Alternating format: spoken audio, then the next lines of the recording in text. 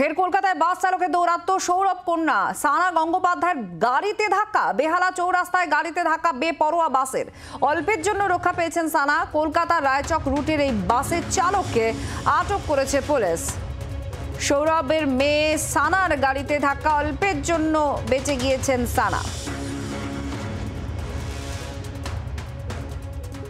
সন্দীপ প্রামাণিক আমাদের প্রতিনিধি আরো জানাচ্ছেন। সন্দীপ, কি জানা যাচ্ছে? দেখো, বেহালা চৌরাস্তার ওখানে আজকে দুটি বাসে রেসারেসি হচ্ছিল, রায়চকগামী দুটি বাসে। সেই সময় সৌরভ গাঙ্গুলির মেয়ের গাড়ি ওখান দিয়ে যাচ্ছিল, মানে যাচ্ছিল বললে ভুল হয়, যা যেতে গিয়ে ওখানে থেমেছিল এবং একটি বাস সজোরে গিয়ে ধাক্কা মারে।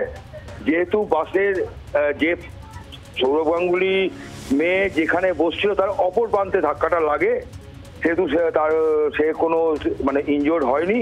পরবর্তীকালে ঠাকুরপুকুর থানার পুলিশ এসে বাসটিকে এবং তার চালককে আটক করেছে। এখনো পর্যন্ত যেটা জানা গেছে যে একটা লিখিত কমপ্লেন হয়েছে, সেই অনুযায়ী বাস চালক এবং বাসের ড্রাইভারকে আটক করা হয়েছে। কিন্তু আমরা যেটা দেখেছি বা শুনেছি, যেটা আমরা যে সৌরভ গাঙ্গুলি মেয়ে কিন্তু ঠিকই আছে। বাংলার আওয়াজ, বাঙালির আবেগ, জি 24 ঘন্টা।